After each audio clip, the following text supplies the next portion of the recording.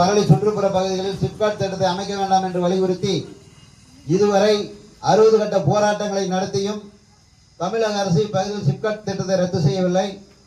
குறிப்பாக 29/5/2023 அன்று கோட்டாட்சியர் அலுவலகத்தில் மாவட்ட ஆட்சித்தலைவர் அவர்கள் விவசாயிகளிடம் கருத்து கேட்பு கூட்டம் நடத்தினார். அக்கூட்டத்தில் விவசாயிகளுடைய விளைநிலங்களில் பயிர் செய்கின்ற இடங்களை கூட தரிசாக கிராம நிர்வாக அலுவலர்கள் குறிப்பிட்டிருந்தார்கள். அதை சுட்டிக்காட்டினோம். அதே போல வரைபடத்தில் மலை குன்றுகள், தரிசு நிலங்கள், மேய்ச்சல் புறம்போக்கு நிலங்கள் மற்றும் ஏரி குளம் குட்டைகள் வரைபடத்தில் மறைக்கப்பட்டு இருந்தது. அரசிற்கு தவறான தகவல் வரைபடம் தயாரித்திருந்தார்கள்.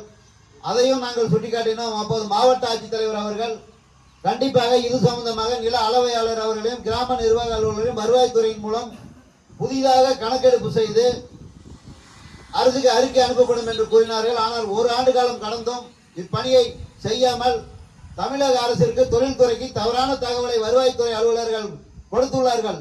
இதை கண்டித்தும் சட்டமன்ற உறுப்பினர் அவர்கள் விவசாயிகளுடைய உணர்வுகளுக்கு மதிப்பளிக்காமல் வேற எந்த திட்டத்திற்கும் கடிதம் கொடுக்காமல் வலையப்பட்டி அரூர் பகுதியில் சிப்காட் திட்டம் அமைக்கப்படுவதற்கு வேண்டும் என்று வருவாய்த்துறை சிப்காட் நிறுவனத்திற்கு கடிதம் அனுப்பியுள்ளார். ஆகவே அதை கண்டித்தும் இப்பொழுது கோபுரத்தில் டவர் ஏறும் போராட்டம் நிகழ்ச்சி நடைபெறுகிறது.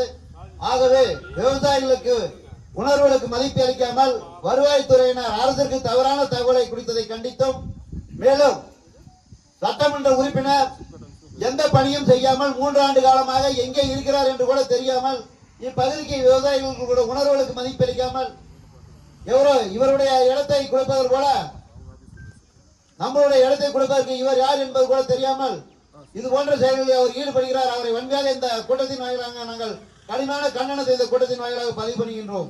ஆகவே இப்பொழுது தமிழக முதல்வரின் கவனத்தில் கொண்டு செல்வதற்காக செல்போன் டவர் ஏறும் போராட்டம் இப்பொழுது நடைபெறுகிறது. அதற்கு முன்பாக ஒவ்வொருவருடைய உணர்வையும் 5 நிமிடம் தங்கள் பதிவு செய்யுமாறு அன்போடு கேட்டுக்கொள்கிறேன்.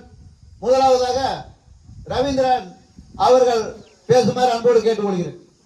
இது டவர் ஏறும் போராட்டம், போராட்டம், போராட்டம், போராட்டம், போராட்டம். தமிழக முதல்வரின் கவனத்திற்கு கொண்டு செல்லும் போராட்டம், தமிழக முதல்வரின் கவனத்துக்கு கொண்டு செல்லும் போராட்டம். காட்டாதே, காட்டாதே, காட்டாதே, காட்டாதே. விவசாய நிலங்களை பொய் கணக்கு காட்டாதே, விவசாய நிலங்களை பொய் கணக்கு காட்டாதே, காட்டாதே, காட்டாதே, காட்டாதே. விவசாய நிலங்களை பொய் கணக்கு காட்டாதே, விவசாய நிலங்களை பொய் கணக்கு காட்டாதே. அளவீடு செய், அளவீடு செய், அளவீடு செய், அளவீடு செய். மீண்டும் மீண்டும் அளவீடு செய், மீண்டும் மீண்டும் அளவீடு செய். அளவீடு செய், அளவீடு செய், அளவீடு செய், அளவீடு செய். மீண்டும் மீண்டும் அளவீடு செய். விவசாயிகளை வஞ்சிக்காதே, விவசாயிகளை வஞ்சிக்காதே, வஞ்சிக்காதே, வஞ்சிக்காதே, வஞ்சிக்காதே, வஞ்சிக்காதே. விவசாயிகளை வஞ்சிக்காதே, விவசாயிகளை வஞ்சிக்காதே. போராட்டம் இது போராட்டம், போராட்டம் இது போராட்டம். டவர் ஏறும் போராட்டத்தை நாங்கள் ஒத்தி வைக்கிறோம். குறிப்பாக 29/5/2023 மாவட்ட ஆட்சித்தலைவர் குறுக்க போவீங்க மாவட்ட ஆட்சித்தலைவர் எங்களை எல்லாம் அழைத்து பேசி கருத்து கேட்பு கேட்டாங்க. அப்போ அவங்க வரைபடம் தயார் பண்ணியிருந்தாங்க. அந்த வரைபடம் தயார் பண்ணதில் அங்கே இருக்கிற நீர்நிலைகள், ஏரி, குளம், குட்டை, இங்கே 4 கிராமத்துக்கு வர்ற நீர்நிலைகளே அங்கே தான் இருக்குது. அந்த போர்வெல் எல்லாமே இருக்குது. பிரதானமாக குடிநீர் வலைப்பட்டி புதுப்பட்டிக்கு தண்ணியை அங்கேருந்து பொதுமக்களுக்கு சப்ளை பண்ணுறாங்க.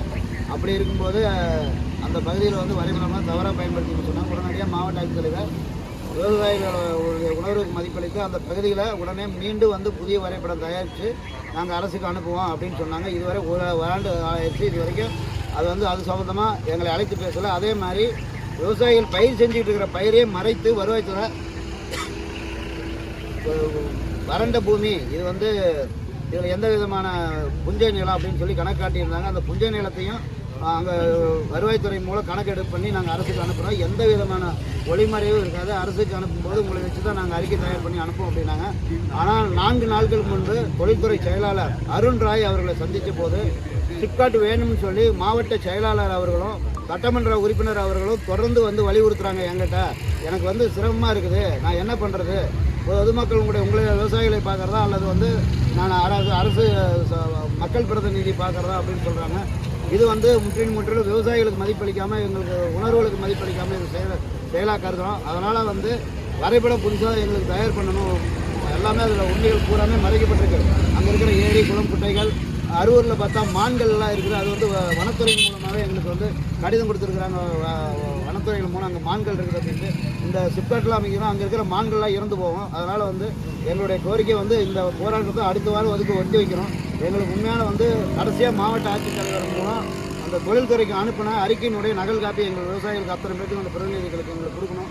அதே மாதிரி விட்டு போன அந்த வரைபடத்தில் ஏரி குளம் குட்டைகளை சேர்க்கணும். அங்கே இருக்கின்ற நீர்நிலை ஆதாரங்களை வந்து எங்கெங்கே இந்த தண்ணி வருதோ அந்த ஆதாரங்களை சேர்க்கணும். அதே மாதிரி விவசாயிகளுடைய நிலங்கள் வந்து தரிசு நிலங்களாக கணக்கிட்டதை தவறுதலாக கணக்கிட்டதை மீண்டும் வந்து எங்களுக்கு கணக்கிட்டு எங்களுக்கு சொல்லணும்.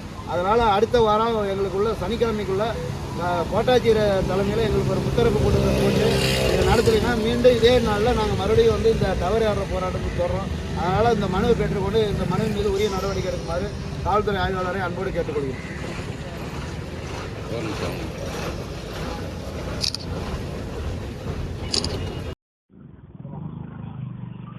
நாமக்கல் மாவட்டம் மோகனூர் வட்டம் வளையப்பட்டி என் புதுப்பட்டி அரூர் சுற்றுப்புற பகுதிகளில் சிப்காட் திட்டம் அமைக்க வேண்டாம் என்று அறவழியில் இதுவரை 60 கட்ட போராட்டங்களை நடத்தி இருக்கின்றோம்.